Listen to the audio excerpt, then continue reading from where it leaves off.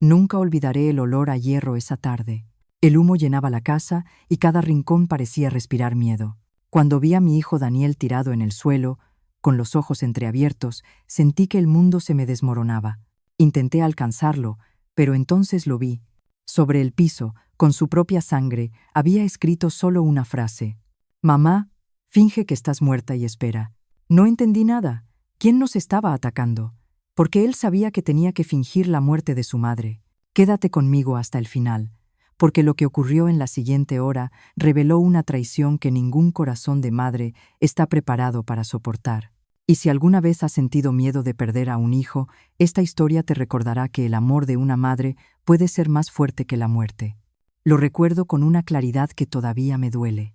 El olor a pan recién hecho, el sonido de la cafetera, las voces suaves que llenaban cada mañana nuestra casa. Entonces todo era paz. O al menos eso creía yo. Mi nombre es Marta Salazar, tengo 64 años, y hasta hace poco pensaba que mi vida había llegado a esa etapa tranquila que una madre siempre sueña. Un hogar lleno, la familia reunida, el tiempo suficiente para regar las plantas y ver crecer a mis nietos, aunque esos nietos aún no llegaban. Héctor, mi esposo, había dejado su trabajo hacía un año. Pasaba los días leyendo el periódico en el patio o reparando cualquier cosa que encontraba. Daniel, nuestro único hijo, había decidido quedarse a vivir con nosotros junto a su esposa Camila. «Así estamos todos cerca», me decía él con ese tono de hijo protector que me derretía. En esa casa, cada rincón tenía una historia. Las cortinas que yo misma bordé, el retrato de nuestra boda colgado en el pasillo, el sillón donde Daniel solía dormirse viendo partidos. Todo me hablaba de amor, de tiempo compartido, de pequeñas certezas. Camila era amable, atenta. Siempre me decía mamá con una dulzura que parecía sincera. Cocinábamos juntas. Ella tenía manos ligeras y una risa contagiosa. Cuando Héctor hacía una broma, ella se tapaba la boca para no reír tan fuerte, como si la felicidad también necesitara permiso. Yo pensaba que era tímida, nada más. Nunca imaginé que esa timidez era, en realidad, otra cosa. A veces, en medio de la tarde, cuando Daniel estaba en el trabajo y Héctor dormía la siesta, Camila se quedaba callada, mirando por la ventana. Sus ojos seguían algo que yo no podía ver. «¿Estás bien, hija?», le preguntaba. Ella sonreía y respondía siempre lo mismo. «Sí, mamá, solo estoy pensando». «Pensando». Aunque, quizás fue entonces cuando el aire de la casa cambió un poco. Pequeños detalles. Nada que una madre no note. Una noche, escuché pasos en el pasillo. Pensé que era Daniel volviendo del baño, pero el reloj marcaba la 1 de la madrugada y la puerta principal se cerró con un clic suave. Me asomé por la rendija y vi a Camila entrando, con el cabello revuelto y la mirada perdida. Cuando me vio, se sobresaltó. «Salí a tomar aire, no podía dormir», dijo, y pasó de largo. No era mentira, pero tampoco era toda la verdad. ¿Me estaría volviendo loca o alguien realmente me ocultaba algo? Intenté contárselo a Héctor. Él se rió, con la paciencia de quien ya ha escuchado demasiadas sospechas de una esposa mayor. «Marta, no empieces. Camila es buena chica, no te llenes la cabeza», y yo quise creerle. Porque una madre a veces prefiere cerrar los ojos para no perder la calma. Pero los ojos de una madre no se apagan del todo. Días después, al limpiar el escritorio de Daniel, encontré una carpeta con papeles que no entendí. Cifras, nombres, algo que parecía una lista.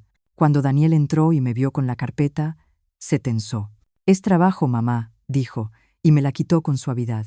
Sus manos temblaban. Esa noche, mientras lavaba los platos, lo vi salir al jardín para hacer una llamada. Su voz era baja, pero alcancé a oír una frase. «No podemos seguir así, Camila.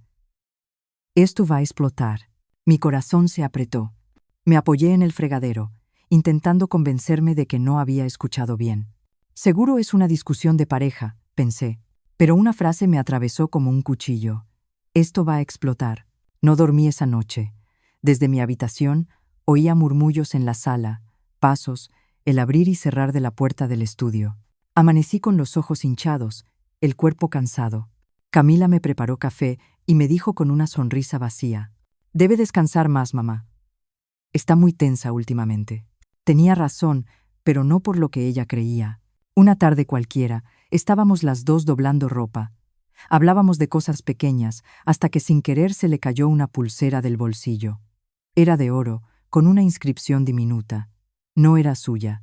La reconocí de inmediato. Era un regalo de Héctor, uno que había desaparecido meses atrás. Ella se inclinó rápido, la guardó sin mirarme. Quise preguntar, pero las palabras se me quedaron en la garganta. Quizás la encontró por ahí, me dije. Pero dentro de mí, una voz más antigua, más sabia, me susurró. No ignores lo que ves, Marta. Esa noche, Camila se acercó a mí en la cocina. Su voz sonaba extraña, como si hablara con cansancio. Mamá, si alguna vez pasa algo, no me culpe.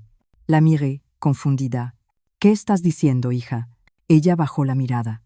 Nada, solo cosas que una piensa.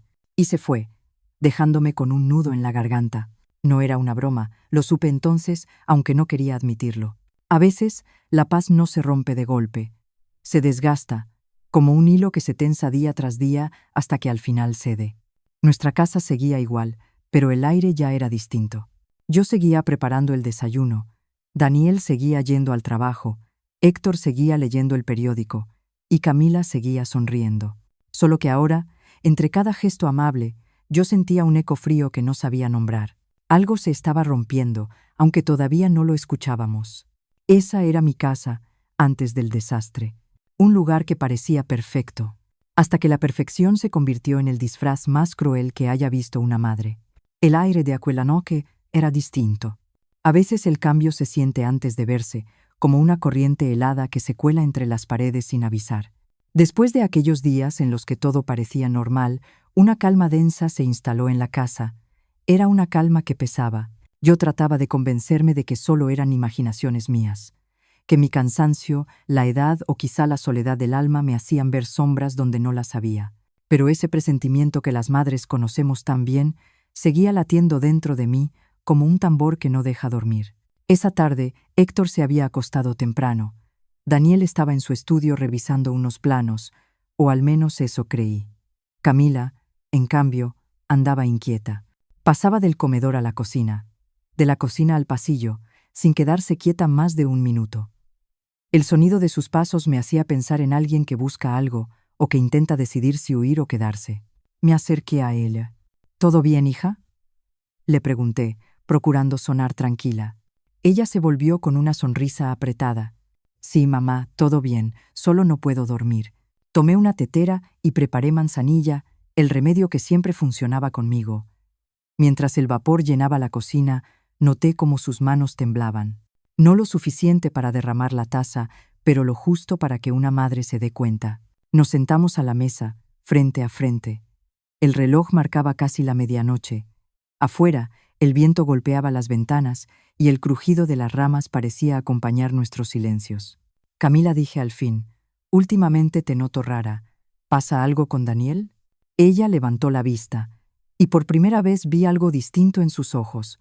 No tristeza, no miedo, era otra cosa. Vacío. Un vacío que no pertenece a alguien cansado, sino a alguien que ha dejado de sentir. No, mamá susurró. Todo está bien. Su voz era suave, pero algo en ella sonó a despedida. No era cansancio, era distancia. Intenté cambiar de tema, hablar del mercado, de la receta del mole que doña Inés me había dado esa mañana. Camila asentía, sonreía, pero no escuchaba, estaba lejos. Entonces lo dijo. Con la mirada fija en la taza, murmuró. Suegra, si algo pasa, no me culpe. El vapor se quedó suspendido entre nosotras. Creí no haber entendido bien. ¿Qué dices, Illa?, pregunté, casi riendo. Ella levantó la mirada. Sus ojos ya no tenían ese brillo joven que yo admiraba. Estaban fríos, como si miraran a través de mí. Nada, mamá respondió. Solo hablo por hablar. Se levantó, dejó la taza medio llena y salió de la cocina. El sonido de sus pasos en el pasillo me persiguió como un eco. Me quedé sentada, inmóvil, tratando de comprender esas palabras. Si algo pasa, no me culpe. ¿Qué podía pasar? ¿A qué se refería? ¿Era una advertencia o una confesión? Apagué la luz de la cocina. Pero esa frase siguió resonando en mi cabeza toda la noche. Dormí a ratos, despertando una y otra vez, convencida de que oía ruidos. El clic de una puerta, un susurro, un leve roce en el piso. Quizá solo era mi mente. O quizá la casa intentaba hablarme. Al día siguiente, Camila actuó como si nada hubiera ocurrido. Preparó el desayuno, bromeó con Héctor, besó a Daniel en la mejilla. Todo parecía igual, pero no lo era. Cada gesto suyo tenía un peso distinto. Hasta su sonrisa era una línea forzada. ¿Cómo se rompe algo sin hacer ruido?, me pregunté. Y la respuesta llegó sola. Con el tiempo. Pasé la mañana tratando de ocuparme con tareas simples. Lavé la ropa, regué las plantas, salí al patio. Pero cada vez que miraba hacia la ventana de la cocina, podía ver a Camila mirándome inmóvil. No sé cuánto tiempo estuvo allí. Cuando nuestras miradas se cruzaron, ella giró la cabeza y fingió buscar algo en la despensa. Intenté ignorarlo, pero mi estómago se encogía. No era miedo todavía, era intuición. Esa intuición que las madres sentimos cuando el peligro aún no tiene forma. Al caer la tarde, Daniel volvió del trabajo. Se veía cansado, distraído. Le pregunté si todo estaba bien con Camila y respondió que sí, aunque su mirada evitó la mía. Solo está nerviosa por unas cosas del trabajo, dijo. Sin detalles. Mentía. Lo supe.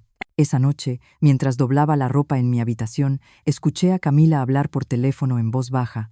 No entendí las palabras, solo una frase cortada por el viento. Esta vez saldrá bien.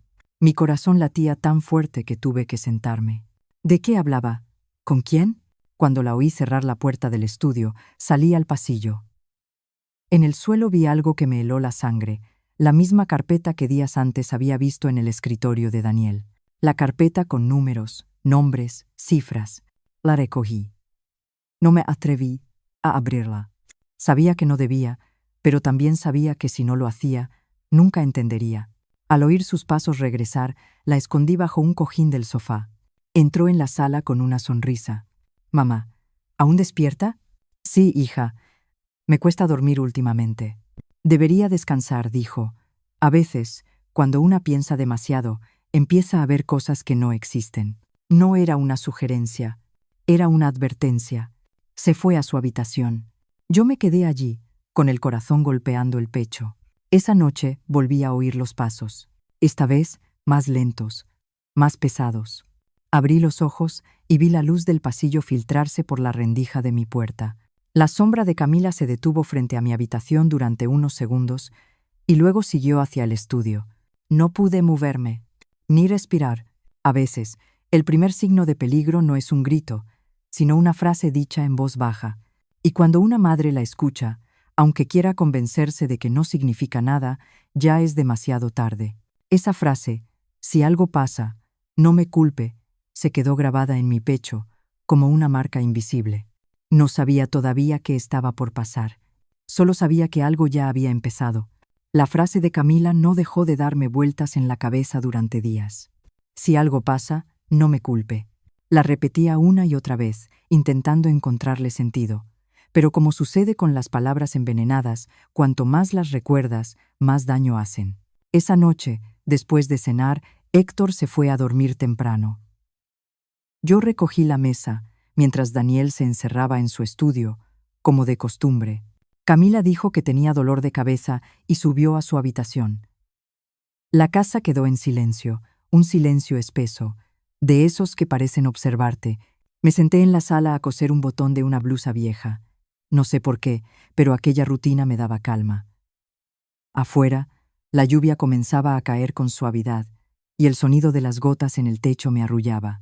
Fue entonces cuando escuché la voz de mi hijo. Venía del estudio. Hablaba en tono bajo, pero tenso. «Camila, no puedo seguir mintiendo. Mamá tiene derecho a saber». Me quedé quieta, con la aguja suspendida en el aire. ¿Mentir?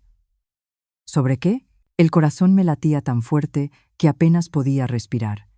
Me acerqué despacio, descalza, cuidando que el suelo no crujiera. La puerta estaba entreabierta, y a través de la rendija vi la luz del escritorio encendida. Daniel caminaba de un lado a otro, el teléfono pegado al oído. «No entiendes», decía, Esto se está saliendo de control. Pausa. Silencio. Sí, lo sé, pero no puedo seguir haciéndole esto. Sus palabras se clavaban en mí como agujas invisibles. ¿A qué se refería? ¿Qué era esto? Por un momento quise entrar, preguntarle directamente, pero algo me detuvo.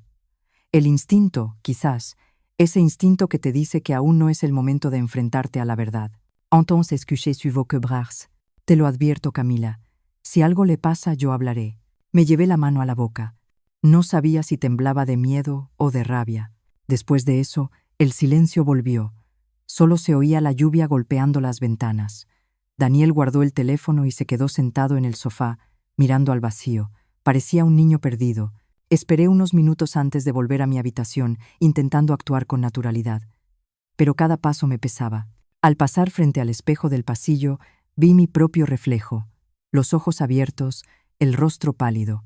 Me pregunté en qué momento había dejado de conocer a mi propia familia. Al día siguiente, la tensión seguía allí, flotando en el aire como el humo de un incendio apagado a medias. Daniel evitaba mirarme, y Camila, con su sonrisa impecable, hablaba de cosas triviales: el precio del gas, el clima, la nueva receta que quería probar. Pero cada palabra suya sonaba falsa, vacía. En la tarde, mientras Daniel arreglaba el coche en el garaje, me acerqué. «Hijo, ¿todo está bien?», pregunté con voz suave. Él ni siquiera levantó la vista. «Sí, mamá, todo está bien. Solo estoy cansado». «¿Segura?», insistí. «Últimamente te noto diferente». Esta vez sí me miró, y esa mirada me partió el alma, una mezcla de miedo y culpa. «No te preocupes por nada», dijo. «Por favor, no te preocupes por nada». Era justo lo que una madre no puede hacer. Esa noche, mientras cenábamos, noté cómo Camila tocaba el brazo de Daniel con una ternura ensayada. Él apenas reaccionó. Entre ellos había algo roto, pero nadie lo mencionaba. Héctor hablaba de política, ajeno al torbellino que se cocinaba frente a sus ojos. Cuando terminó la cena, me ofrecí a lavar los platos. Desde la cocina, los escuché discutir en voz baja en el pasillo. «No puedes decirle», susurró Camila. «No me dejas opción», respondió él. «Si lo haces, todo se arruinará». Los pasos se acercaron y tuve que fingir que no escuchaba. Ellos entraron, fingiendo calma. Daniel me besó en la frente y dijo: «Mamá, mañana desayunamos juntos, ¿sí?». «Claro», hijo, contesté, sin poder ocultar mi confusión. ¿Qué podría arruinarse? ¿Por qué tanto miedo a que yo lo supiera? Esa noche no dormí. Me quedé en la sala, en la oscuridad, escuchando el tic-tac del reloj. A las 2 de la mañana oí de nuevo la voz de Daniel.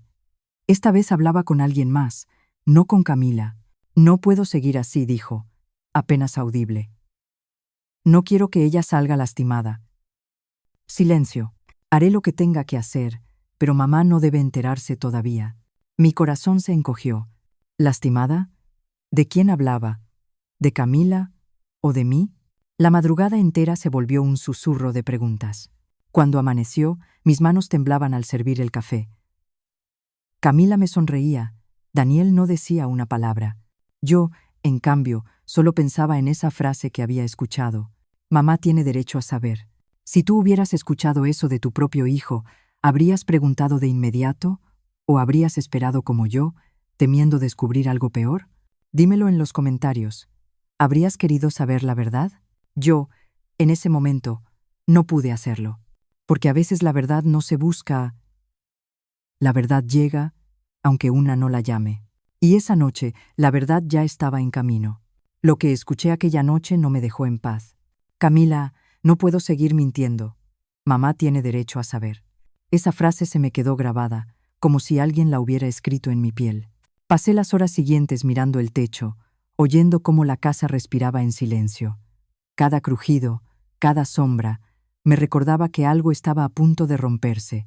A la mañana siguiente, Camila bajó antes que todos. La encontré en la cocina, preparando el desayuno. Su sonrisa era tan amplia que parecía forzada.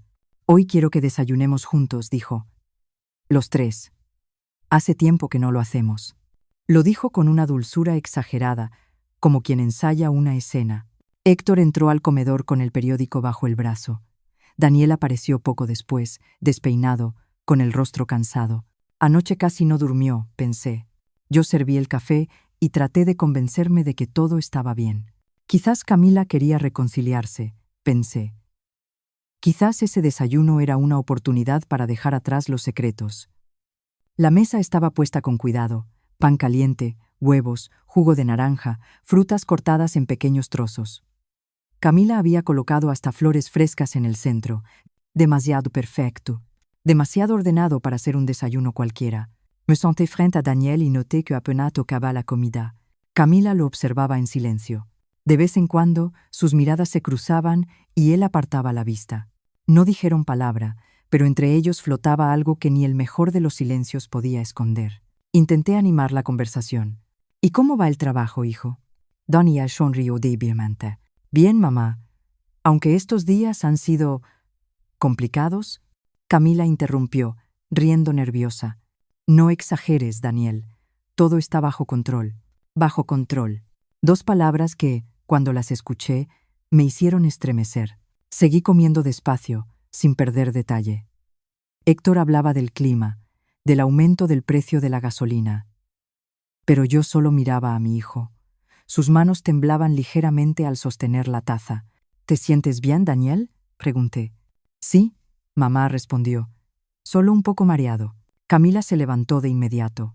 Voy a traerle agua, dijo, y caminó hacia la cocina. En ese momento noté algo que antes había pasado por alto. El vaso de Daniel tenía un brillo distinto, como si alguien lo hubiera lavado aparte, y en el borde una marca apenas visible, una huella que no era suya. Mi corazón empezó a latir más rápido. Estás imaginando cosas, me dije, pero el presentimiento era más fuerte que la razón. Camila regresó con una jarra. Vertió agua en el mismo vaso, sonriendo. Toma, cariño. Te hará bien. Daniel la miró en silencio, como si dudara. Gracias, dijo al fin, y bebió un sorbo. El tiempo pareció detenerse. Todo fue tan rápido que apenas pude reaccionar. Primero, Daniel dejó la taza sobre la mesa. Luego se llevó la mano al pecho. Su rostro se puso pálido, casi del color de la leche.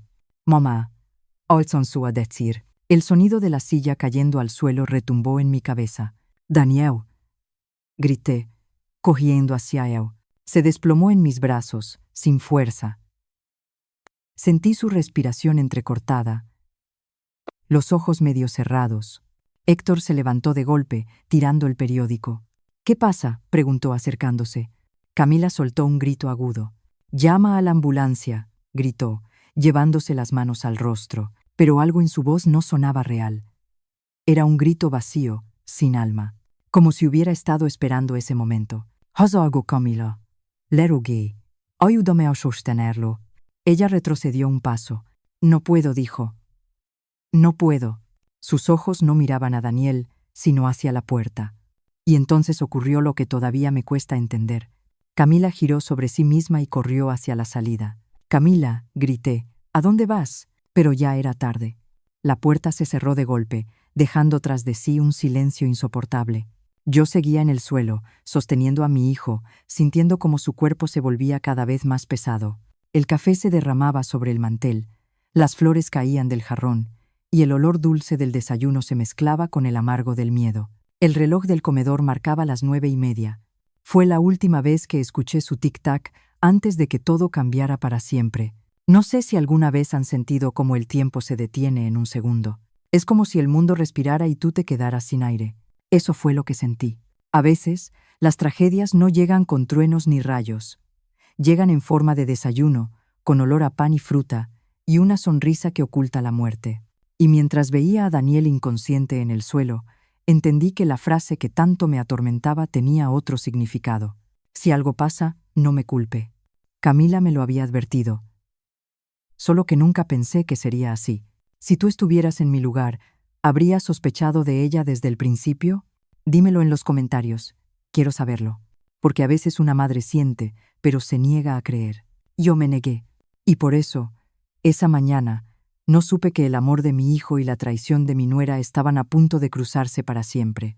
Si esta historia te está estremeciendo tanto como a mí al recordarla, quédate conmigo hasta el final. Suscríbete y acompáñame, porque lo que ocurrió después de aquel desayuno marcó el comienzo del peor día de mi vida. Fue el desayuno del que nunca volvimos a hablar. El último antes del silencio. Todavía puedo escuchar el eco de aquel grito. Llama a la ambulancia. Después, la puerta golpeándose y el sonido de mis propios sollozos ahogados mientras sostenía el cuerpo de mi hijo sobre el suelo frío. No recuerdo cuánto tiempo pasó. Podrían haber sido minutos o una eternidad. Solo sé que Héctor corrió hacia el teléfono y sus dedos temblaban tanto que tardó en marcar. Su voz se quebraba, llamando una y otra vez, pidiendo ayuda, repitiendo la dirección con desesperación. Yo no podía soltar a Daniel. Sentía el calor de su cuerpo desvanecerse lentamente, su respiración irregular rozándome el cuello. Le hablaba sin saber si me escuchaba. Tranquilo, hijo, todo va a estar bien. Escúchame, todo va a estar bien. Pero por dentro sabía que nada estaba bien. El reloj seguía marcando el tiempo con un tic-tac cruel. La jarra del agua seguía sobre la mesa y el vaso de Daniel aún brillaba, medio lleno. Esa imagen se me quedó grabada como una fotografía del horror. De pronto, el sonido de un motor deteniéndose frente a la casa me hizo levantar la cabeza. Por un momento pensé que era la ambulancia. Quise creerlo. Pero el ruido que siguió fue distinto. No eran sirenas. Era el golpe seco de una puerta de coche cerrándose con fuerza, y luego el eco de pasos apresurados sobre el camino de entrada. «Héctor», susurré. Él se asomó por la ventana, pálido. «No es la ambulancia», dijo. En ese instante, el timbre sonó una vez, y antes de que Héctor pudiera reaccionar, se escuchó un golpe brutal contra la puerta principal. Luego otro y otro, hasta que las bisagras crujieron y la madera se abrió de par en par. 2 hombres entraron. No los había visto nunca. Eran grandes, con ropa oscura y rostros cubiertos por pañuelos. Uno llevaba una pistola, el otro una barra metálica. El primero apuntó directamente hacia Héctor. «Nadie se mueva», gritó. Su voz retumbó en toda la casa, grave, violenta. Yo no pude contener un grito. «Por favor, hay un enfermo. Mi hijo necesita ayuda». El hombre del arma me miró con frialdad. «Ayuda no es lo que necesitan». «¿Dónde están los documentos?» «¿Qué documentos?», preguntó Héctor sin entender. El segundo hombre se acercó a él de un empujón. «Los del terreno viejo. Sabemos que los guardas aquí. Si cooperas, nadie sale herido». No comprendía nada. «¿Documentos? ¿Terreno? ¿De qué hablaban?» Pero al ver el miedo en los ojos de Héctor, entendí que él sí sabía algo. El primer hombre caminó hacia mí, y el arma brilló a la luz tenue del comedor. «Muévete, señora. No queremos hacerle daño. Solo coopere. Intenté cubrir a Daniel con mi cuerpo». «Mi hijo necesita un médico», dije, casi sin voz. «No tengo nada que ustedes quieran». El segundo hombre empezó a registrar la sala, tirando los cajones, rompiendo los marcos de las fotos, volcándolo todo. El sonido de los objetos cayendo al suelo me atravesaba los nervios. «Héctor», grité. «Diles algo». Él levantó las manos, con la voz temblorosa. «No tengo los papeles aquí. Están en la oficina. Les juro que no están en casa». El hombre del arma lo miró con desprecio. «Entonces buscaremos nosotros». Y de pronto todo se volvió caos. El ruido de los muebles cayendo, los gritos, el olor a polvo. Héctor intentó acercarse a mí, pero el hombre lo empujó contra la pared. Yo no sabía qué hacer. Mis manos estaban manchadas de la sangre de Daniel. Solo podía pensar en protegerlo, en mantenerlo con vida, en no dejar que lo tocaran. Entonces escuché algo. Un ruido sordo que venía desde el fondo de la casa. Una puerta que se abría. Voltaé. A través del pasillo vi una silueta moviéndose en silencio. Era una figura delgada, con el cabello recogido. Por un instante pensé que estaba imaginando cosas. Pero no. Era Camila.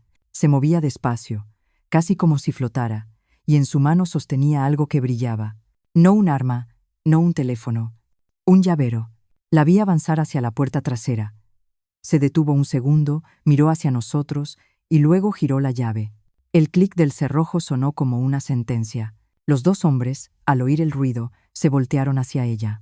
«Por aquí», dijo Camila, en voz baja, casi susurrando. No lo podía creer. Mi nuera, la mujer que había llamado mamá durante años, la misma que me había preparado té y me sonreía cada mañana. Ella les estaba abriendo la puerta. Me quedé paralizada. No podía gritar, no podía moverme. Todo dentro de mí se detuvo. Uno de los hombres asintió con la cabeza y se dirigió hacia el fondo, siguiendo sus indicaciones. El otro empujó a Héctor hacia la cocina, obligándolo a abrir los cajones, a buscar lo que ellos querían. Yo observaba sin poder reaccionar. La sangre de Daniel se extendía sobre el suelo y el aire se llenaba de un olor metálico y agrio. El sonido del viento que entraba por la puerta rota me heló la piel. Camila se quedó junto a la puerta abierta, mirando hacia afuera, como si esperara a alguien más. Por un momento, nuestros ojos se encontraron. Y juro que en su mirada no vi remordimiento. Solo calma, esa calma que solo tiene quien ya ha tomado su decisión. No hubo palabras entre nosotras, solo silencio. Un silencio tan profundo que aún puedo escucharlo. Entonces entendí que la traición no siempre llega con gritos ni con cuchillos. A veces llega en forma de una puerta abierta, de un gesto pequeño, casi invisible, pero capaz de destruirlo todo. Vi cómo el primero de los hombres le hacía una señal a Camila, agradeciéndole. Ella asintió, sin decir nada, y dio un paso atrás, dejando la puerta completamente abierta. El viento nocturno entró con fuerza, apagando la vela del comedor. La casa quedó a oscuras. En medio de esa oscuridad, la realidad se hizo clara. Camila no había huido. Camila los había traído. Y mientras sostenía la cabeza de mi hijo entre mis brazos, comprendí que la pesadilla apenas comenzaba. La puerta trasera seguía abierta, y detrás de ella, el destino esperaba su turno. Entonces sentí su mano buscar la mía. Los hombres seguían gritando, revolviendo cajones, tirando cosas al suelo, y Camila seguía de pie junto a la puerta, como una sombra que había dejado de pertenecer a este mundo. Pero yo solo veía a mi hijo. Daniel respiraba con dificultad. Cada vez que intentaba hablar, una burbuja de sangre le subía por los labios. Me incliné sobre él, temblando. «No hables, hijo, por favor», susurré. Él negó con la cabeza, los ojos abiertos, fijos en mí. Intentó levantar una mano y la dejó caer, débil, sobre el suelo. Entonces lo oí. Su voz era apenas un hilo. «Mamá», dijo, «escúcheme». Me acerqué más, casi pegando mi oído a sus labios. «Hijo, calla, los médicos vienen, todo va a estar bien». No murmuró. «No llame, no grite». Los pasos de los intrusos resonaban cada vez más cerca. Uno de ellos tiró una lámpara. Otro maldijo en voz alta porque no encontraba lo que buscaban. El olor a humo empezó a colarse desde la cocina. Habían derribado algo, tal vez una vela. Daniel volvió a hablar. Su voz era un susurro que parecía salir del fondo de la tierra. «Finge que estás muerta y espera». No entendí. O no quise entender. «¿Qué dices, hijo?» Su mirada se clavó en la mía, urgente, y con el poco aire que le quedaba repitió, más despacio: «Finge que estás muerta y espera». Luego su cuerpo se estremeció y su mano cayó, pesada, contra el suelo. Yo sentí un vacío tan grande que pensé que me iba a morir también. Pero entonces lo vi mover los dedos, débiles, manchados de sangre. Con un esfuerzo imposible, arrastró la mano por las baldosas y, con la punta de los dedos, comenzó a escribir. Letras torcidas, lentas, rojas. Cada trazo era un gemido. Yo quise detenerlo, pero algo dentro de mí me dijo que lo dejara. Cuando terminó, el mensaje quedó frente a mí, dibujado con su sangre. «Mamá, finge que estás muerta y espera». El aire me faltó. Las lágrimas me nublaron la vista. Mi hijo, mi niño, me estaba pidiendo que sobreviviera fingiendo estar muerta. No había tiempo para pensar. El ruido de los hombres se acercaba. Uno gritó: «Revisa la sala otra vez. Algo debe estar aquí». Otro respondió: «Quemen todo si es necesario». El olor a humo se volvió más fuerte. Sentí el calor. Me obligué a soltar a Daniel, a recostarlo despacio. Mis manos temblaban tanto que apenas podía moverme. «Finge que estás muerta y espera». Repetí la frase en mi cabeza como una oración. Con un esfuerzo que no sabía que tenía, me dejé caer junto a él, sobre el suelo frío. Cerré los ojos. Solté el aire. El sonido del fuego crepitando en la cocina se mezclaba con el de los pasos. Escuché como uno de los hombres entraba al comedor. «Aquí hay dos», dijo. «La vieja y el muchacho». Otro respondió desde lejos: «Déjalos, ya no sirven, busca arriba». No respiré. No lloré. Solo conté los segundos. Cada paso que daban me parecía una eternidad. Podía oír cómo tiraban los cuadros, cómo abrían los armarios, cómo rompían los cajones de mi habitación. A veces el silencio era peor, porque no sabía si se habían ido o si estaban justo detrás de mí, observándome. El humo me picaba los ojos, me ardía en la garganta, pero no me moví. Un insecto caminó sobre mi brazo, sentí el cosquilleo y no hice nada. Ni siquiera parpadeé. El corazón me golpeaba tan fuerte que temí que ellos pudieran oírlo. Uno de los hombres volvió a pasar cerca. Su bota pisó la orilla del vestido que llevaba puesto. Por un instante creí que me había descubierto, pero siguió de largo. En la cocina, algo se derrumbó con un estruendo. Héctor gritó desde otra habitación. Después, un golpe seco. No sé qué pasó con él en ese momento. No podía levantarme. No podía hacer nada. El humo se hacía más denso, el aire más caliente. Abrí los ojos apenas un segundo y vi la forma de Daniel a mi lado. Su rostro estaba quieto, sereno, y junto a él, su mensaje, todavía húmedo, brillando bajo la luz roja del fuego. Me quise morir de verdad entonces, pero no lo hice, porque él me lo había pedido, porque en ese instante entendí que fingir estar muerta era la única forma de seguir viva para honrarlo. Pasaron minutos o quizá horas. No sé cuánto tiempo estuve allí, inmóvil, con el humo entrando en mis pulmones. Solo sé que en algún momento los pasos se alejaron. Escuché una puerta cerrarse, un coche arrancar, y el silencio regresó. Un silencio denso, lleno de hollín y de miedo. Seguí sin moverme. El fuego empezaba a apagarse solo, pero el olor a quemado lo cubría todo. Mi piel estaba fría, pegada al suelo. Finge que estás muerta y espera. Lo seguí repitiendo. Cada palabra era un latido. Cada repetición, un juramento. Mi hijo me había dado una orden, su última voluntad, y yo, como madre, haría lo que fuera por cumplirla. No sé cuánto tiempo estuve así, hasta que escuché un crujido en el pasillo. No era fuerte, pero me heló la sangre. Tal vez alguno de los hombres había regresado, tal vez Camila. No abrí los ojos. No me moví.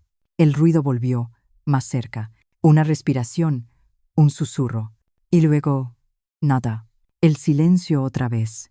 Un silencio que dolía más que cualquier herida. Cuando por fin me atreví a abrir los ojos, el fuego ya se había consumido casi por completo. El aire era espeso, gris. El suelo estaba manchado de rojo y negro.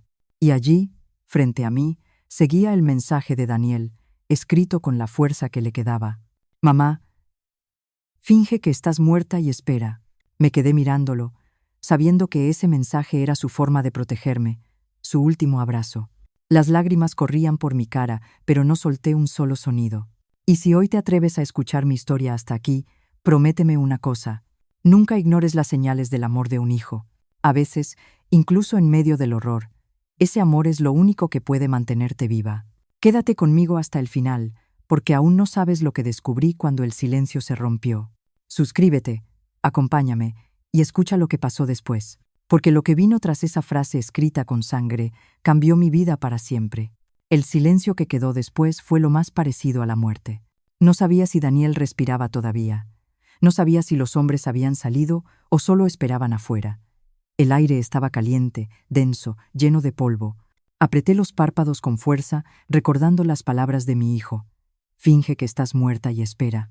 Y esperé. El tiempo se volvió una cosa sin forma. Pude haber estado allí un minuto o una hora. En la penumbra, los ruidos de la casa se mezclaban con el latido de mi corazón.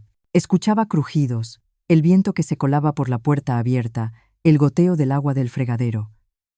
Cada sonido me hacía pensar que volvían. De pronto, se oyó un paso leve, casi un roce. Contuve el aliento. Alguien había regresado. La voz que escuché después no era la de los hombres. Era la de Camila. No la veía, pero su tono era inconfundible, esa voz dulce que yo conocía tanto, solo que ahora sonaba diferente, más baja, más fría. Sí, dijo, ya está hecho. Tuve que contenir un gemido. Ella estaba hablando por teléfono. Me quedé quieta, con el rostro pegado al suelo, intentando escuchar cada palabra. No, no me vio, susurró. Nadie me vio. La vieja y el hijo ya no respiran. Sentí que el corazón me daba un vuelco. La vieja, así me llamó. No sabía si llorar o gritar. pero me quedé inmóvil. Era lo que Daniel quería, esperar. Camila seguía hablando, caminando despacio por la sala. Sus pasos resonaban suaves sobre las baldosas, a pocos metros de donde yo fingía estar muerta. Sí, él se encargó de todo, decía. Los hombres ya se fueron. No, no hay testigos. Su tono era tranquilo, incluso aliviado.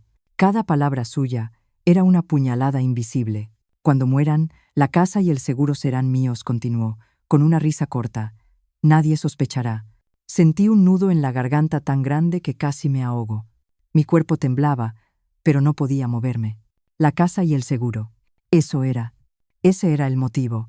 No fue el amor, no fue la desesperación, ni un accidente. Fue el dinero. Mi mente se nubló. Recordé los meses anteriores, sus gestos amables, sus palabras dulces, su sonrisa cuando me traía té. Todo había sido una mentira, un papel que representó a la perfección. Camila siguió hablando.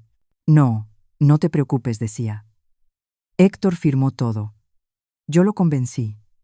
En cuanto tengamos el certificado, te transfiero lo tuyo. ¿A quién se refería? ¿Quién estaba al otro lado de la línea? ¿Había más personas involucradas? Mi corazón latía tan fuerte que me dolía el pecho.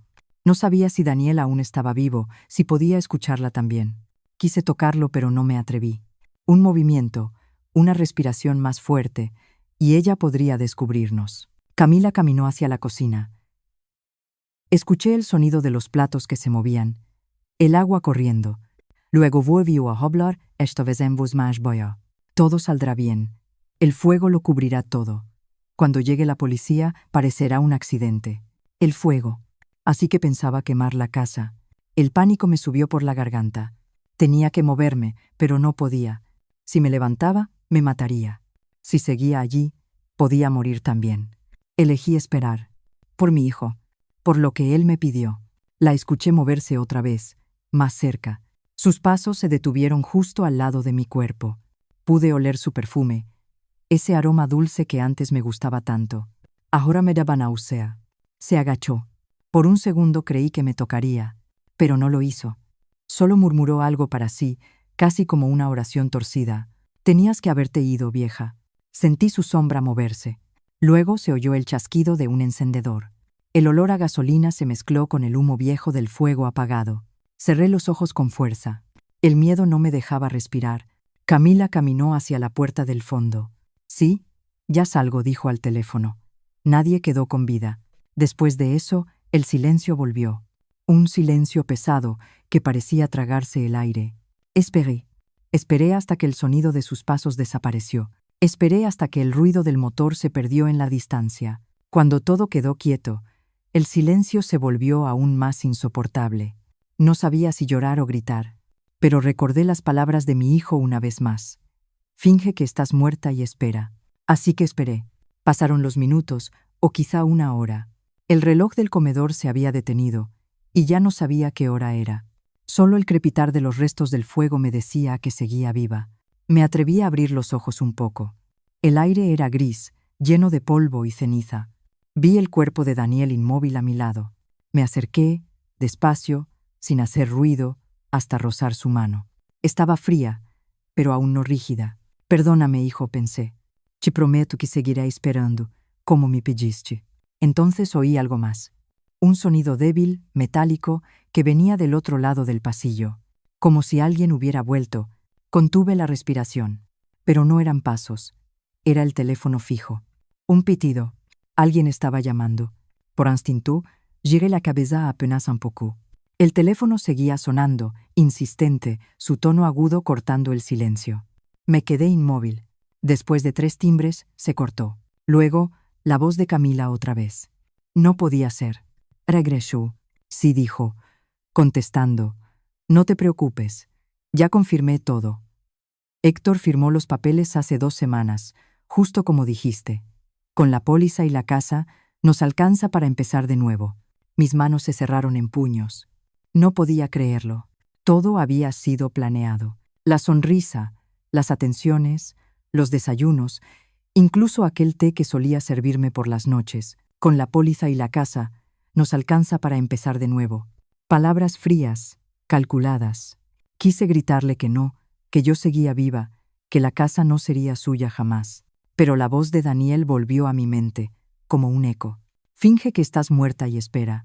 Así que seguí fingiendo. Camila hablaba en tono tranquilo, casi alegre. No, nadie sospechará. La policía pensará que fue un accidente con gas. Ya tenía tiempo que la instalación fallaba. Sí, lo recuerdo, tú me lo dijiste. ¿Quién era tú? ¿Con quién hablaba? ¿Un amante? ¿Un cómplice? No lo sabía. Solo sabía que mi familia se deshacía entre las cenizas y que yo era la única que lo veía todo. Finalmente, escuché el sonido de su bolso cerrándose. Te llamo cuando llegue, dijo. Y no te preocupes, nadie sabrá lo nuestro. La puerta se abrió. La oí salir. El silencio volvió, esta vez definitivo. Me quedé allí, con el pecho apretado, sintiendo cómo la casa entera se hundía en ese silencio. Mi mente giraba en círculos, recordando cada gesto de Camila. El anillo que Héctor le había regalado, las tardes en las que me preparaba té, la noche en que dijo, si algo pasa, no me culpe. Todo encajaba ahora. Cada sonrisa, cada palabra amable era parte del engaño. En ese momento, entendí que había perdido más que una casa o una herencia. Había perdido la fe. Y mientras me quedaba allí, recostada junto al cuerpo de mi hijo, comprendí que las traiciones más grandes no vienen de los enemigos. Vienen de aquellos a quienes abrimos la puerta, a quienes servimos el pan, a quienes llamamos familia. Cuando el reloj del comedor dio un leve tic, como si intentara revivir, supe que había pasado casi una hora. 60 minutos de silencio.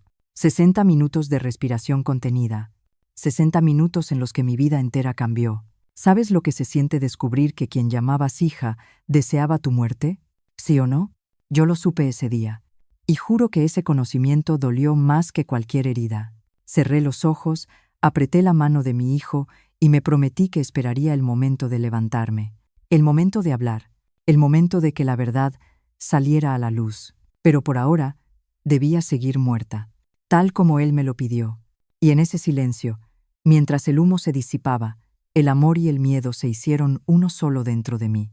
Porque a veces, para seguir viva, una madre tiene que aprender a morir por un rato. El silencio después de que Camila se marchó fue tan profundo que me dolían los oídos. Seguía tendida en el suelo, con la respiración contenida, temiendo que cualquier sonido me delatara.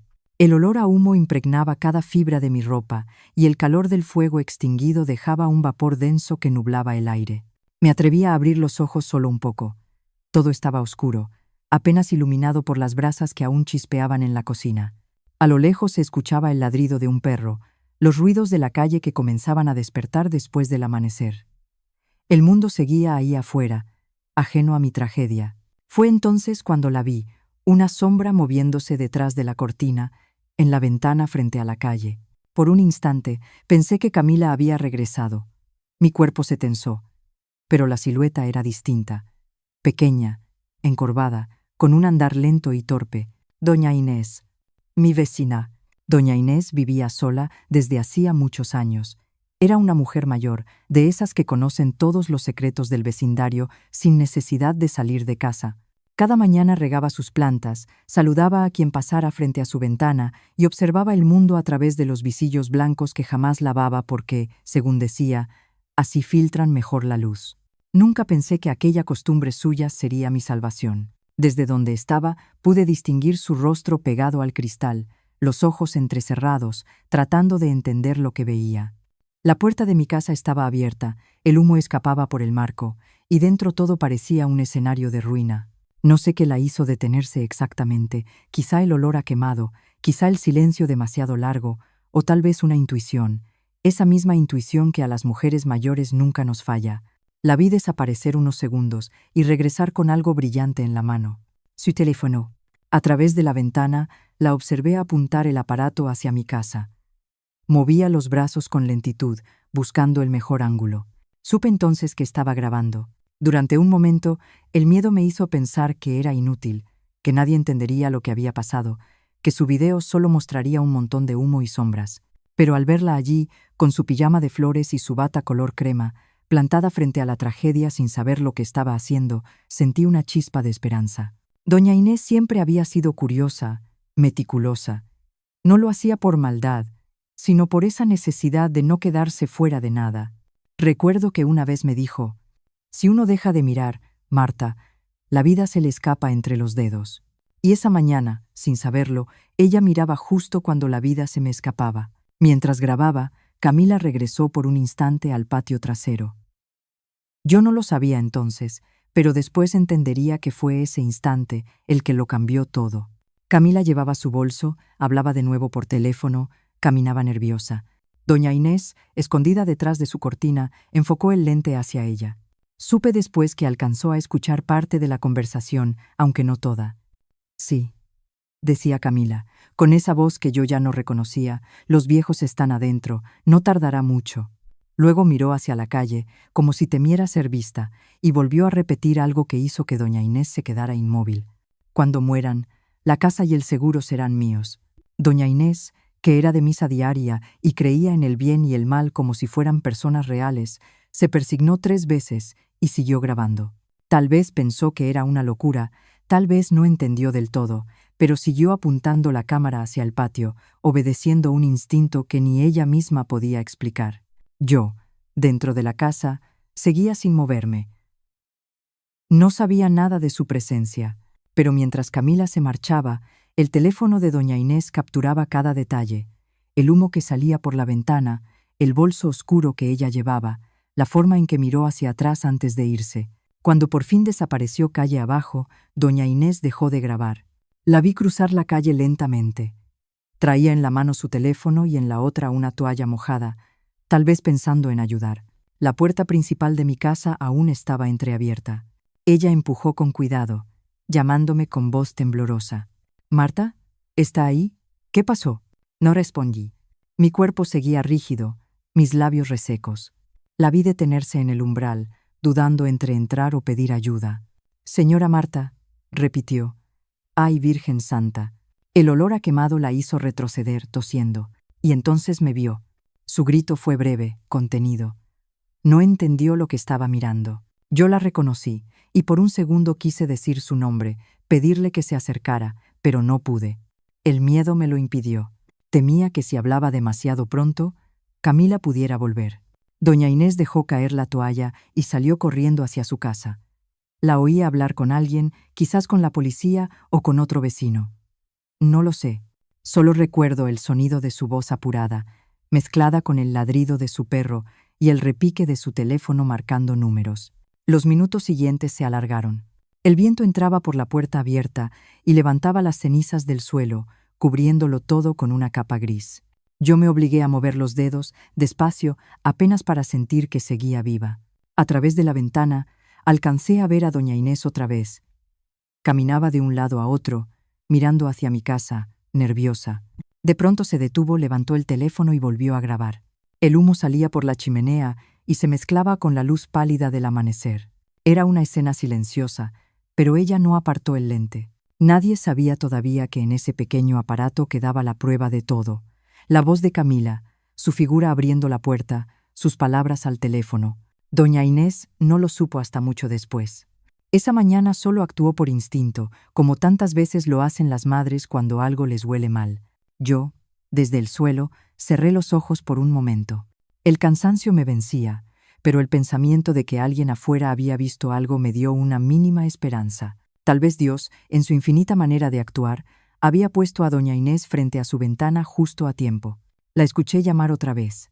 «Marta, responda, por favor». Me atreví a mover los labios, pero apenas salió un hilo de voz. Aquí, ella no me oyó. Corrió otra vez hacia la calle, gritando por ayuda. El ruido de sus pasos se mezcló con los de otras personas que se acercaban. Vecinos, curiosos, alguien que preguntaba qué había pasado. No podía abrir los ojos del todo. El aire me faltaba, pero en medio de todo ese murmullo lejano, supe que ya no estaba sola. Doña Inés, sin saberlo, había encendido la primera chispa de verdad en medio de tanta oscuridad. Porque su curiosidad, su teléfono y su instinto de mujer vieja y desconfiada serían, más tarde, la llave que abriría la puerta a la justicia. Por ahora, sin embargo, yo solo podía seguir esperando. Esperando entre el humo, con la fe colgando de un hilo, mientras afuera el mundo comenzaba a moverse otra vez. Doña Inés seguía allí, en su ventana, vigilando. No sabía que su video, Ese que grabó sin comprender del todo, era el único testigo del crimen que acababa de destrozar mi vida. Y mientras yo permanecía inmóvil, entendí algo que solo se aprende cuando una ha perdido todo. Que a veces la salvación llega disfrazada de curiosidad, que a veces los ojos que miran desde la distancia son los que terminan viendo la verdad que nadie más se atreve a enfrentar. La mañana avanzaba lenta, cargada de humo y sol. Doña Inés seguía en su ventana y yo, dentro, seguía viva solo por una razón, porque aún debía contar lo que vi. Pero ese momento todavía no había llegado. Por ahora, debía seguir esperando. Esperando que el destino, o tal vez Dios, hiciera su parte a través de la cámara de una vieja que nunca dejó de mirar. El silencio duró lo que tarda la fe en resucitar. Escuché las voces afuera, pasos, un murmullo creciente. No sabía si eran vecinos, bomberos, o el final mismo acercándose por la puerta. El humo se había disipado un poco, y la luz del día comenzaba a filtrarse por las ventanas cubiertas de hollín. De pronto, el sonido de sirenas rompió la calma. Esa mezcla de alivio y miedo me atravesó el pecho. Por primera vez en horas, respiré sin fingir. Oí golpes, órdenes, gente corriendo. La voz de doña Inés se escuchaba nítida, casi triunfante. «Está viva. Hay alguien adentro». Las puertas se abrieron de golpe. 2 oficiales entraron primero, cubiertos con mascarillas. Uno me vio en el suelo y gritó algo que no entendí. El otro corrió hacia la cocina, buscando apagar lo poco que quedaba encendido. Intenté moverme, pero mis piernas no me respondían. Un tercer oficial se inclinó a mi lado. «Tranquila», señora, dijo con voz firme. «Ya está a salvo». «¿A salvo?», pensé. No existía esa palabra después de lo que había pasado. Me ayudaron a incorporarme. El aire fresco me mareó. Afuera, los vecinos se agolpaban detrás de la cinta amarilla. Doña Inés lloraba, con el teléfono aún en la mano, repitiendo una y otra vez. Yo lo grabé todo, lo grabé todo. Me cubrieron con una manta y me sentaron en el porche. La brisa de la mañana me pareció extraña, demasiado pura para un mundo donde el amor se había podrido. Entonces lo vi. Entre el tumulto de uniformes, un rostro conocido apareció. Héctor, mi esposo, mi compañero de toda la vida, venía corriendo desde la esquina, con el rostro tiznado y los ojos abiertos de espanto. Su voz me llamó antes de que pudiera creerlo. «Marta, Marta, mi amor». Creí que estaba viendo un fantasma. «¿Tú?», susurré. «¿Estás vivo?». Él llegó hasta mí, se arrodilló y me abrazó con fuerza. Sentí su corazón golpeando contra mi pecho. Era real. No entendía nada. Lo último que recordaba era el ruido, los golpes, los hombres gritando. Había pensado que se lo habían llevado, o peor. Pero allí estaba, respirando, temblando como yo. «Pensé que te habían matado», le dije, apenas con voz. «No», Marta respondió, con lágrimas en los ojos. «Estoy aquí». Todo salió como Daniel planeó. Sus palabras me atravesaron. «¿Daniel?», pregunté, apenas pronunciando el nombre. «¿Planeó qué?». Héctor bajó la mirada. Por primera vez en mi vida lo vi llorar como un niño. «Anoche», dijo, «él vino a verme». Me contó todo. Mis manos se apretaron sobre la manta. «¿Tudo?». Él asintió. Lo sospechaba desde hacía semanas. Daniel había notado movimientos extraños en las cuentas, llamadas raras, papeles que Camila escondía. Quiso protegerte, protegernos. «¿Y por qué no me lo dijeron?», pregunté, sintiendo que la rabia se mezclaba con la pena. «Porque ella desconfiaba de todos», respondió. Daniel temía que si hablábamos se adelantara a hacer algo peor. Quiso enfrentarla él mismo, descubrir con quién estaba aliada. Por eso fingimos no saber nada. Mi mente trataba de unir las piezas. Las miradas silenciosas entre ellos, las conversaciones cortadas, los gestos que yo no entendía, todo cobraba sentido. «Anoche», continuó Héctor.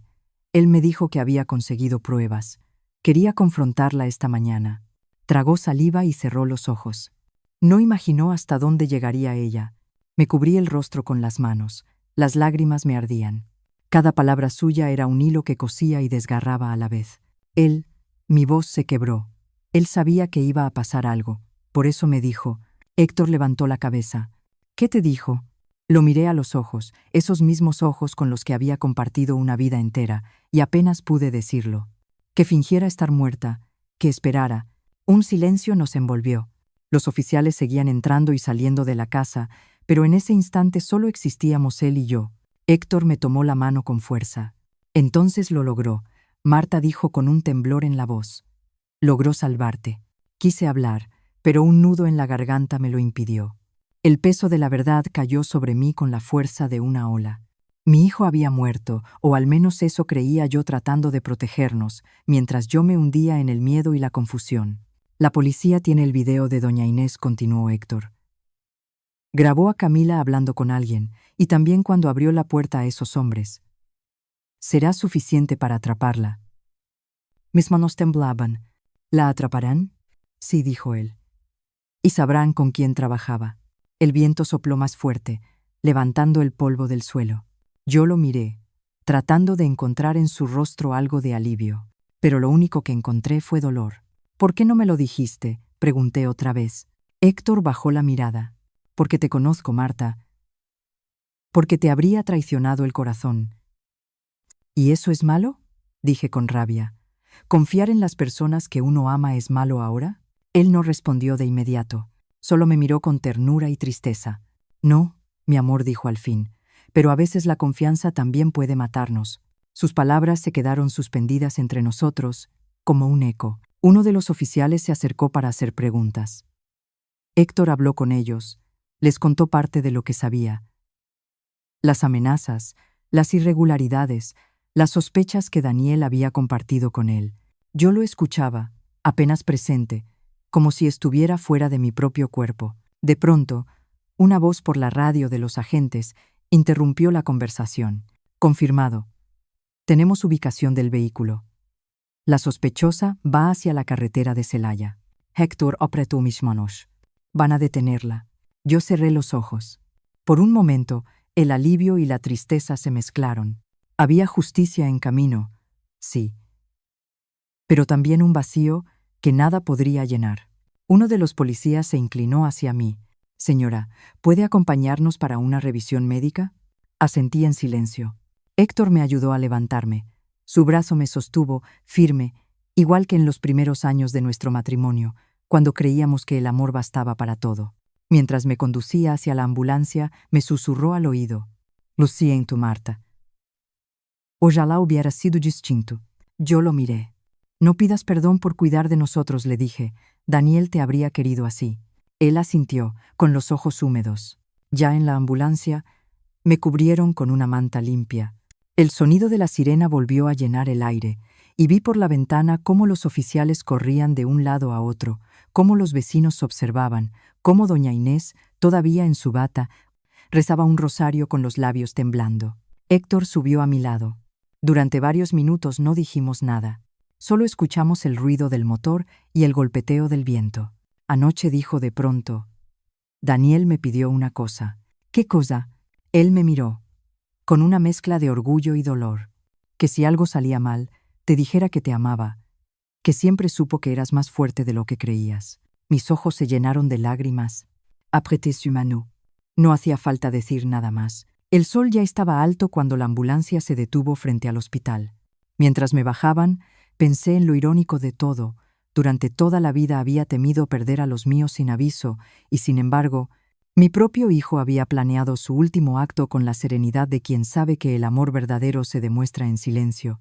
Esa mañana, entendí que Héctor nunca me había mentido. Él también había fingido no por miedo, sino por fe.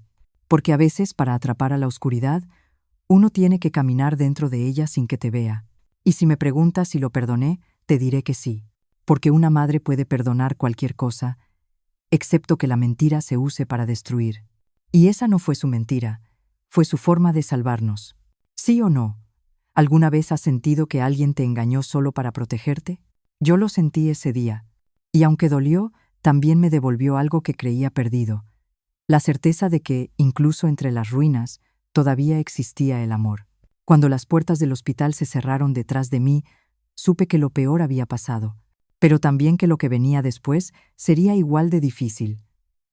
Enfrentar la verdad, verla completa, con toda su luz y su sombra. Por ahora, solo pude aferrarme a una cosa. Daniel no murió en vano. Su plan, La fe de su padre y mi silencio habían servido para mostrar el rostro verdadero de la traición. Y en ese momento, mientras me alejaban en la camilla, con la mano de Héctor aún sobre la mía, sentí algo que no sentía desde hacía horas. Paz. Cuando la ambulancia se alejó del barrio, pensé que todo había terminado. Pero no era así. El destino todavía guardaba su último movimiento, ese que se revela cuando una cree que ya ha llorado todo lo posible. El camino hacia el hospital fue una sucesión de luces que se encendían y apagaban. Afuera, la ciudad parecía moverse a otra velocidad. Dentro, el silencio entre Héctor y yo pesaba más que cualquier palabra. Los agentes hablaban por radio, confirmando la detención. «La tenemos», dijo uno, mirando hacia atrás. La mujer fue interceptada cerca de Celaya. Viajaba sola. Me quedé quieta, mirando la nada. Camila, mi nuera, la que había llamado hija, la que me abrazaba cada Navidad, acababa de ser detenida. No sentí alivio, no sentí victoria, solo un cansancio que me calaba hasta los huesos. Cuando llegamos al hospital, el olor a desinfectante me trajo recuerdos de otro tiempo. De cuando Daniel era niño y se rompió la pierna jugando fútbol. De cuando yo pasaba las noches sentada en la sala de espera, con un rosario entre los dedos. Ahora todo era igual, solo que el miedo era distinto. Me acomodaron en una camilla y un médico me revisó rápidamente. Yo apenas escuchaba. «Pregunté por Daniel». «Lo están atendiendo», dijo una enfermera. «Llegó con vida». Esas 3 palabras bastaron para devolverme el aire. Con vida. Héctor se quedó de pie junto a la puerta, hablando con la policía. Yo cerré los ojos un instante, dejando que las lágrimas corrieran en silencio. No eran de alivio ni de tristeza, eran de todo al mismo tiempo. Poco después, un oficial se acercó. Traía una carpeta en la mano y un rostro que mezclaba profesionalismo y rabia contenida. «Señora Marta», dijo, «encontramos esto entre las pertenencias de la detenida». Me mostró una carpeta de cuero, idéntica a una de las nuestras, la misma que solía estar en el estudio de Daniel. Dentro había documentos, muchos. Y arriba del todo, un contrato. Reconocí mi nombre. Mi firma, pero no era mía. Mis manos comenzaron a temblar. «¿Qué es esto?», pregunté. El oficial respondió con voz baja. «Una cesión de propiedad. Según este documento, usted transfirió la casa y la póliza de seguro a nombre de su nuera». Héctor se acercó, incrédulo. «Eso es falso», dijo. El policía asintió. «Sí, lo sabemos. Nuestros peritos ya confirmaron que la firma fue falsificada». Cerré los ojos. Una parte de mí ya lo sabía. El dolor no venía de la sorpresa, sino de la confirmación. Camila no solo había traicionado nuestro amor, también había intentado borrar nuestra existencia con tinta y papeles. Mi propia letra convertida en arma contra mí. El oficial continuó. La detenida llevaba también un sobre con efectivo y una lista de cuentas bancarias. Todo apunta a que planeaba huir del país. Yo apenas escuchaba. Solo veía el papel frente a mí, el trazo de esa firma que no era mía, pero parecía mía, como si hubiera tomado prestada mi identidad. Eso era lo que más dolía, no la mentira, sino la imitación del amor. En ese momento entró una enfermera. «¿Familia de Daniel Salazar?», preguntó. Héctor y yo nos levantamos al mismo tiempo. «Sí, guía. El doctor quiere hablar con ustedes». Nos condujeron por un pasillo largo, lleno de luces frías. Cada paso resonaba como si pisara dentro de mis propios recuerdos. Cuando el médico apareció, su rostro era serio pero sereno. «Su hijo está estable», dijo, «pero muy débil. Tendremos que esperar las próximas horas». Sentí que las piernas me fallaban. Héctor me sostuvo. Estable. No era una promesa, pero era vida. Nos permitieron verlo brevemente. Entré en silencio, con el corazón en un puño. Daniel estaba allí, cubierto por mantas blancas, pálido pero respirando. El sonido de la máquina marcaba un ritmo tenue, persistente, casi como si dijera, «Sigo aquí, sigo aquí». Me acerqué, le acaricié la frente, y por primera vez desde aquella mañana pude hablarle sin miedo.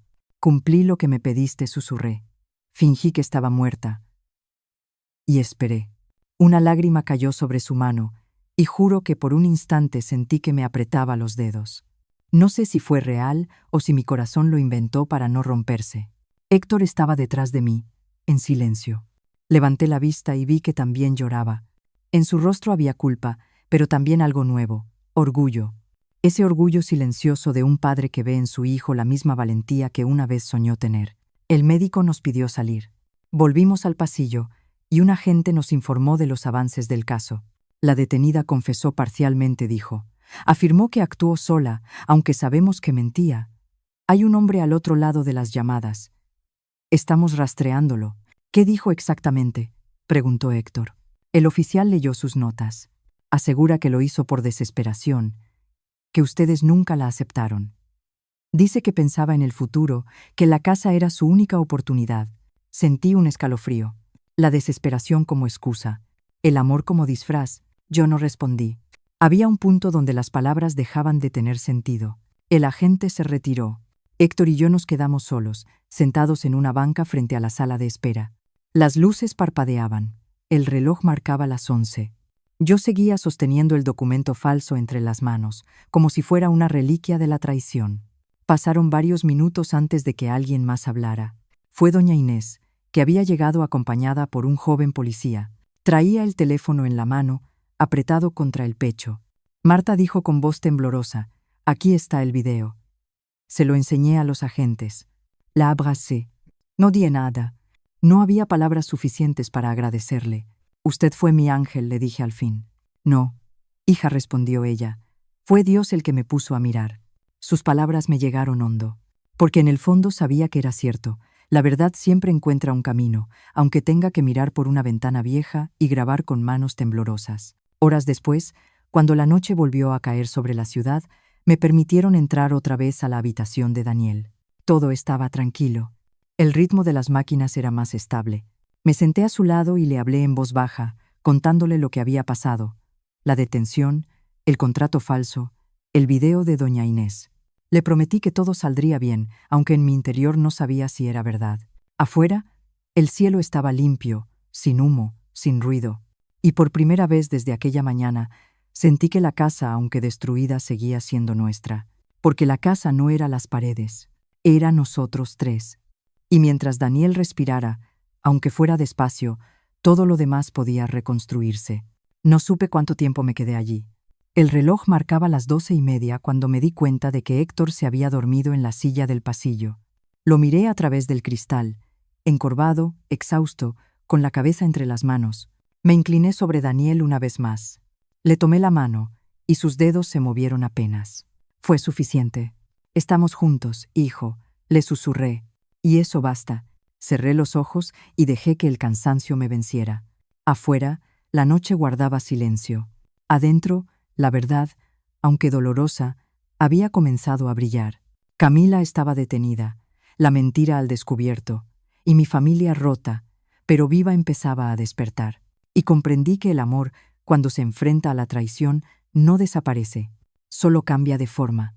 A veces se vuelve fuerza, a veces se vuelve perdón, pero siempre, de alguna manera, sigue respirando. El amanecer del día siguiente llegó como una herida abierta. Después de tantas horas de oscuridad, la luz del sol se sintió extraña, casi ofensiva. Desde la ventana del hospital, la ciudad despertaba con normalidad. Niños rumbo a la escuela, vendedores abriendo sus puestos, el sonido de los camiones a lo lejos. Y sin embargo, para mí, el mundo había cambiado para siempre. Pasé la noche junto a Daniel, sin cerrar los ojos. Cada vez que el monitor marcaba un pitido, me aferraba a su mano, temiendo que fuera el último. Pero seguía allí, respirando, luchando. Su rostro, tan sereno, me recordaba al niño que alguna vez fue, el que corría por el patio con un avión de papel, el que decía que no le temía a nada porque papá y mamá siempre lo cuidarían. Ahora era él quien me había enseñado a ser valiente. Cuando los primeros rayos de sol cruzaron la habitación, me levanté despacio. Tenía los músculos entumecidos, las manos hinchadas. Caminé hasta el lavabo y vi mi reflejo en el espejo. El rostro envejecido en una sola noche, las ojeras profundas, los ojos aún húmedos. A veces una no se da cuenta de cuánto envejece el alma hasta que el cuerpo lo dice todo. Tomé agua, respiré hondo y regresé a la silla. Héctor dormía en un rincón, rendido.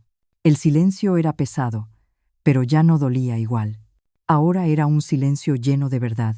A media mañana, una enfermera entró con una bandeja. «Señora Marta», me dijo con una sonrisa amable, «su hijo está mejorando. Responde bien al tratamiento. No pude contener las lágrimas. Solo asentí, sin poder hablar. Responde bien. 2 palabras que valían una vida entera. Pasaron las horas. El hospital se llenó de ruido, pasos, voces, puertas que se abrían y cerraban. Pero en mi mente solo resonaba una frase, esa que había quedado escrita en el suelo de mi casa, grabada con la sangre y el amor de mi hijo. Finge que estás muerta y espera. Me quedé repitiéndola una y otra vez. Al principio, me parecía una orden desesperada, una instrucción de supervivencia. Ahora entendía que era más que eso. Era una enseñanza, una metáfora de todo lo que somos las madres, mujeres que callan, que esperan, que sobreviven incluso cuando todo a su alrededor se derrumba. Recordé a mi propia madre, sus silencios cuando mi padre enfermó, sus manos siempre ocupadas, su mirada firme aunque el mundo se viniera abajo. Ella también había fingido estar muerta tantas veces, no con el cuerpo, sino con el alma, solo para mantenernos vivos. La enfermera volvió con una libreta en la mano. Le dejaron esto en recepción, dijo. Era una carpeta con el nombre Familia Salazar. Dentro había los papeles recuperados, los documentos verdaderos, intactos. Mi casa seguía siendo mía, pero ya no importaba, porque la casa, el seguro, el dinero, nada de eso tenía sentido si uno perdía lo esencial. Me senté frente a la ventana, con la carpeta cerrada en el regazo. Afuera, el sol caía sobre las calles de Querétaro, sobre los árboles que seguían verdes, indiferentes. Todo parecía tan igual y tan distinto. Pensé en Camila, no como enemiga, sino como un espejo roto de lo que alguna vez fue una ilusión. Intenté buscar en mi memoria algún momento donde hubiera notado su sombra, una pista, una señal, y me dolió no encontrarla. Porque eso significa que el mal no siempre llega gritando. A veces llega sonriendo, con un beso en la mejilla y un buenas noches, suegra. Cerré los ojos. Vi su rostro el día de la boda, el vestido blanco, la sonrisa, la forma en que Daniel la miraba, convencido de que su vida empezaba ahí. Qué cruel es la vida cuando convierte los recuerdos más felices en puñales. El reloj del hospital marcaba las 11. Me levanté y caminé por el pasillo. Cada paso me pesaba, pero también me daba una extraña sensación de libertad. Había sobrevivido. Y no solo eso. Había aprendido. Cuando llegué al vestíbulo, vi a un grupo de periodistas afuera. Las cámaras apuntaban hacia la entrada. Uno de los policías que custodiaban la puerta me explicó: «Están informando sobre el caso. La detenida fue trasladada a la fiscalía. Encontraron más pruebas. No quise escuchar más. Solo pedí permiso para salir un momento al patio. El aire de la mañana era limpio, tibio. Cerré los ojos y levanté la cara al sol. Por primera vez desde el inicio de esta pesadilla no tuve miedo. Solo gratitud. Gratitud por seguir respirando, por haber escuchado a mi hijo, por el instinto que me salvó la vida. Me senté en un banco de piedra. El hospital estaba rodeado de árboles de jacaranda, y las flores lilas caían sobre el suelo como lluvia. Una enfermera las barría despacio, y pensé que la vida era eso. Un barrer constante, un limpiar lo que duele, un seguir adelante aunque el suelo esté lleno de restos. Volví a mirar mis manos. Todavía tenía marcas rojas en los dedos, rastros de la noche anterior. La piel seca, la memoria viva. Esa frase. Pensé. No podía quitármela de la cabeza. Era como si Daniel la hubiera dejado para mí, no solo para salvarme, sino para enseñarme a vivir. Finge que estás muerta y espera. No solo para escapar del peligro, sino para entender que a veces, en la vida, hay que callar para sobrevivir. Que no todas las batallas se ganan gritando. Algunas se ganan en silencio, esperando el momento justo, como las madres cuando saben que no pueden detener la tormenta, pero sí cubrir a sus hijos hasta que pase. Un pensamiento cruzó mi mente. ¿Cuántas veces las mujeres hemos tenido que fingir estar muertas para seguir vivas? Muertas en nuestros deseos, en nuestros sueños, en nuestras verdades, solo para proteger lo poco que amamos. Y aún así, seguimos. Seguimos esperando. Seguimos amando. Una lágrima rodó por mi mejilla, pero no era de tristeza. Era de reconocimiento, de aceptación. Me quedé allí largo rato, viendo cómo el viento levantaba las flores lilas del suelo, haciendo que giraran en espiral antes de caer otra vez. Todo en la vida vuelve, pensé, hasta el dolor, pero también la esperanza. Regresé al cuarto de Daniel. El sonido constante del monitor Era como un corazón colectivo, suyo, mío, del amor que nos unía. Me senté a su lado, le tomé la mano y apoyé la cabeza sobre su pecho. No dije nada, solo respiré. Y en ese silencio entendí que no necesitaba más palabras. La historia se había contado sola, la verdad se había mostrado sin gritar, y el amor, aunque herido, seguía respirando entre nosotros. Cerré los ojos, dejando que el cansancio me arrullara, y entonces lo escuché, tan débil que podría haber sido un sueño. Mamá, levanté la cabeza. Daniel tenía los ojos entreabiertos. Sus labios se movían apenas. Lo lograste, susurró. Esperaste. Mis lágrimas cayeron sin permiso. Le besé la frente. Tú me enseñaste, hijo. Tú me enseñaste a esperar. Él sonrió, débilmente, y volvió a cerrar los ojos. Esa sonrisa fue suficiente. Era la prueba de que la vida, aunque frágil, aún nos pertenecía. Miré hacia el techo blanco, hacia esa luz tibia que entraba por la ventana, y entendí que el dolor no se va, solo cambia de forma, y cuando una madre ama, aprende a convivir con todas sus formas. Esa mañana, en ese hospital de Querétaro, supe que algo dentro de mí había muerto. Sí, pero también algo había nacido. Y así terminó la primera mitad de mi historia.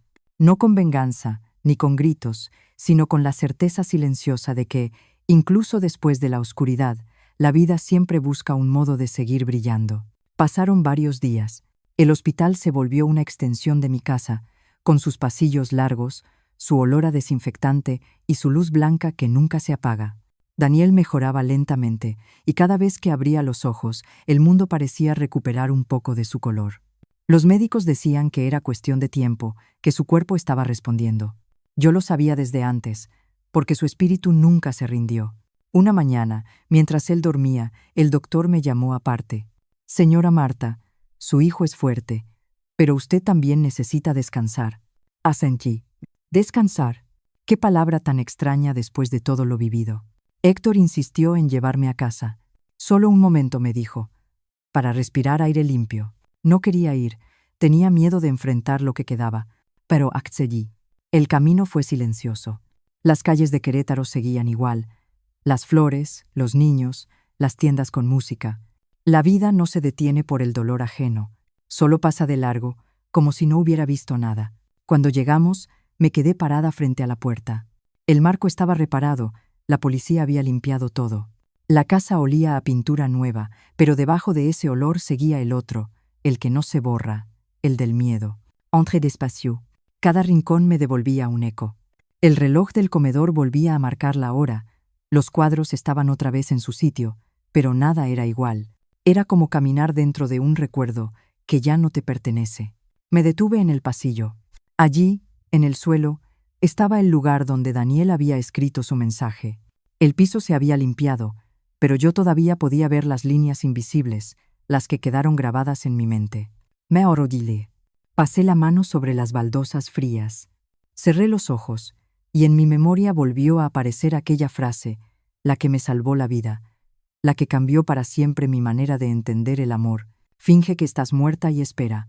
Por un momento sentí la necesidad de llorar, pero no lo hice. No esta vez. Las lágrimas ya no tenían el mismo sentido.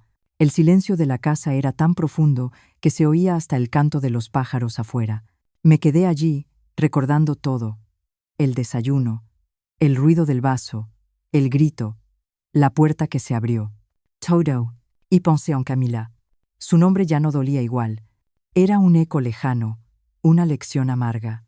No sentía odio, ni venganza, solo una especie de pena por la vida que eligió, por la oscuridad que sembró en medio de lo que pudo ser amor. Héctor entró con una caja en las manos. La policía dejó esto, dijo. Son tus cosas, las que encontraron intactas. Dentro había fotos, cartas, un rosario. Tomé una fotografía de Daniel niño, con las mejillas llenas de tierra y la sonrisa más pura del mundo. La miré largo rato. Siempre fuiste valiente, murmuré. Hasta para salvarme. Héctor se sentó a mi lado. Por primera vez en mucho tiempo no dijo nada. Solo me tomó la mano. Y en ese gesto silencioso entendí que el perdón también puede ser una forma de amor. El sol de la tarde entraba por la ventana, dibujando sombras sobre el piso. Las líneas de luz cruzaban justo donde Daniel había dejado su mensaje. Era como si el propio sol quisiera subrayarlo una vez más. Me levanté y caminé hasta el patio. Las plantas seguían vivas, a pesar de todo. Las había regado doña Inés mientras estábamos en el hospital. Esa mujer, con su curiosidad de vecina y su corazón de madre, había sido el hilo invisible que unió todas las piezas. Pensé en ir a verla, agradecerle, pero no lo hice ese día. Preferí quedarme allí, escuchando el sonido del viento entre las hojas. El viento traía murmullos, como si la casa respirara de nuevo. Héctor habló entonces en voz baja. ¿Qué vas a hacer con la casa? Me tomó un momento responder. Vivir, dije. Pero de otra manera. ¿Otra manera? Asentí. Ya no viviré para el miedo ni para las apariencias. Viviré para lo que queda. Él sonrió, y esa sonrisa me recordó por qué, a pesar de todo, aún seguíamos juntos. El día fue cayendo lento. Cuando el cielo se tiñó de naranja, me quedé sola en la sala, viendo cómo la luz se deslizaba por las paredes. Saqué de un cajón una libreta y comencé a escribir. No una denuncia, no una crónica, sino una carta. Querido Daniel, comencé. Hoy la casa volvió a respirar. Todavía se oyen tus pasos en el pasillo, todavía tu voz se mezcla con el viento. No sé si algún día podré borrar lo que vi, pero tampoco quiero. Porque lo que escribiste con tu sangre se convirtió en mi lección más grande. Que a veces el amor también sabe callar para sobrevivir. Escribí durante horas. Cada palabra era una forma de curar, de poner en orden el caos. Cuando terminé, me levanté y dejé la carta sobre el escritorio de Daniel, justo donde él había dejado la suya para su padre la noche anterior. Una carta que nunca supe si llegó a leer. Tal vez era mejor así. Salí al porche. El aire era fresco. La ciudad se iluminaba poco a poco, como si cada casa encendiera una esperanza. Y entonces lo comprendí. Todas las madres del mundo, en algún momento, hemos tenido que fingir estar muertas para seguir vivas. Muertas de cansancio, de dolor, de silencio. Pero seguimos, porque el amor nos obliga a hacerlo. Me senté en la vieja mecedora y miré hacia el cielo. Las primeras estrellas aparecían tímidas, una a una. El ruido lejano de los coches, las voces de los vecinos, todo sonaba distinto, más suave, más humano. Apoyé la cabeza contra el respaldo y cerré los ojos. El viento jugaba con mi cabello, y por un instante sentí que Daniel estaba allí, riendo otra vez, corriendo por el patio como cuando era niño. Lo vi girarse y decirme, con esa sonrisa suya que siempre desarmaba cualquier tristeza, «Mamá, todo está bien». Y entonces lo creí, porque a veces la fe no necesita pruebas. Solo silencio, solo amor. Dentro de la casa, el reloj volvió a marcar la hora exacta. Las manecillas se movían, firmes, como si nada hubiera pasado. Pero yo sabía que cada segundo, desde ahora, tendría otro peso. El peso de una historia que no terminaría con justicia ni venganza, sino con verdad y memoria.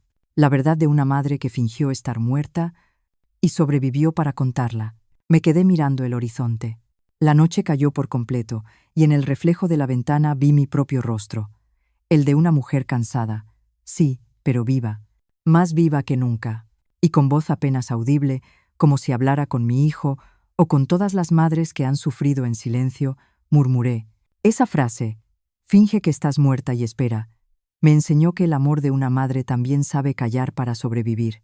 Guardé silencio. Sentí que algo dentro de mí se acomodaba por fin. Y supe que, de una manera u otra, Daniel me escuchaba. Si tú también has sentido alguna vez que el amor te ha hecho resistir en silencio, sabrás de qué hablo. Porque el amor verdadero no siempre grita.